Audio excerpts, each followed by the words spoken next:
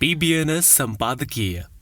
आज का विषय है G20 वैज्ञानिक शोध न सिर्फ समय की मांग बल्कि सर्वोच्च प्राथमिकता भी। वैज्ञानिक विकास के लिए G20 देशों के बीच एक मजबूत सहयोग आज के समय की मांग है, क्योंकि पूर्व प्रतिस्पर्धी अनुसंधान और विकास के क्षेत्र में सहयोग की अपार संभावनाएं हैं। वैश्विक वैज्ञानिक ज्ञान के विकास में G20 देश लगभग 85% हिस्सेदारी रखते हैं। इसलिए उनसे सहयोग के माध्यम से सबसे ज्वलंत मुद्दों के प्रभावी समाधान सामने आने की उम्मीद है।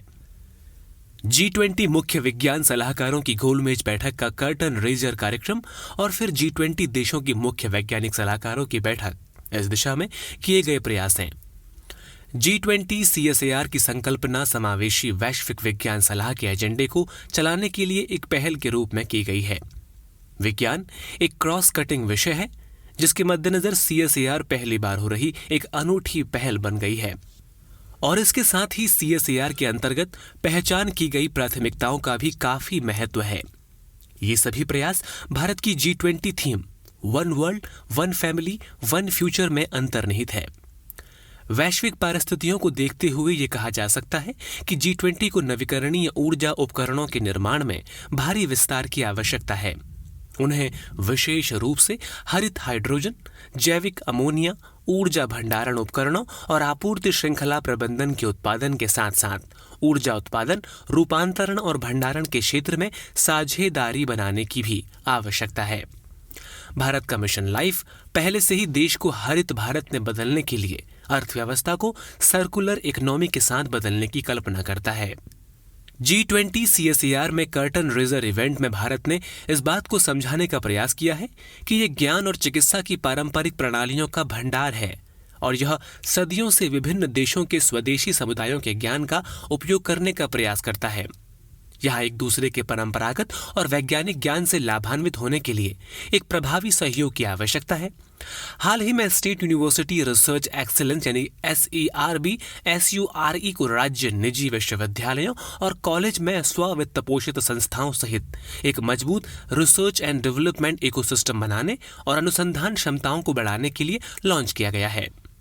इसके अलावा भारत का लक्ष्य देश में एक मजबूत विज्ञान प्रौद्योगिकी और नवाचार पारिस्थितिकीय तंत्र का निर्माण करके राष्ट्रीय विज्ञान प्रौद्योगिकी और नवाचार नीति 2022 यानी STIP 2022 के माध्यम से साल 2030 तक गुणवत्तापूर्ण शोध परिणामों के मामले में शीर्ष 5 देशों में शामिल होना है। पूरी दुनिया ने कोविड महामारी का सामना किया और लाखों लोग इसके शिकार हुए। जलवायु परिवर्तन से दुनिया के कई हिस्सों में विनाशकारी देखने को मिल रहा है। भोजन, ऊर्जा और पानी का संकट दिनों दिन बढ़ता जा रहा है। ऐसे में इन चुनौतियों से निपटने के लिए वैज्ञानिक साधनों पर विचार करना आवश्यक होता जा रहा है। इसके अलावा हमने हाल के वर्षों में ये देखा है कि कैसे डिजिटल और अन्य क्षेत्रों में बढ़ते वैज्ञानिक और तकनीकी पहुंच ने नवाचारों के माध्यम से करोड़ों लोगों को गरीबी और दरिद्रता से बाहर आने में सहायता की है। ये सब नीति निर्माताओं को विचार विमर्श और सहयोग के माध्यम से इस दिशा में अतिरिक्त कदम उठाने की आवश्यकता का एहसास कराता है। इसके साथ ही इस तरह के सम्मेलनों से एक प्रभावी और सुसंगत वैश्विक विज्ञान सलाह तंत्र विकसित होने की भी उम्मीद है, जो भविष्य के सहयोग और विकास का मार्ग प्रशस्त करेगा।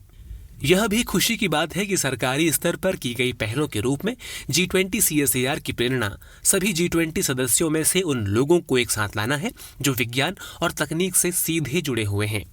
इसके साथ ही अन्य देशों को भी आमंत्रित किया गया है ताकि कुछ साझा वैश्विक साइंस एंड टेक्नोलॉजी नीतिगत मुद्दों पर विचार विमर्श किया जा सके और सहयोगात्मक रूपरेखा विकसित की जा सके, जो एक प्रभावी और सुसंगत वैश्विक विज्ञान सलाह तंत्र स्थापित करने में निश्चित रूप से मदद करेगा।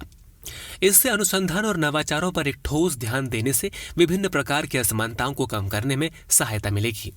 आज सभी क्षेत्रों को अपनी मौजूदा बंधनों से परे जाने के लिए अनुसंधान एवं विकास की आवश्यकता है।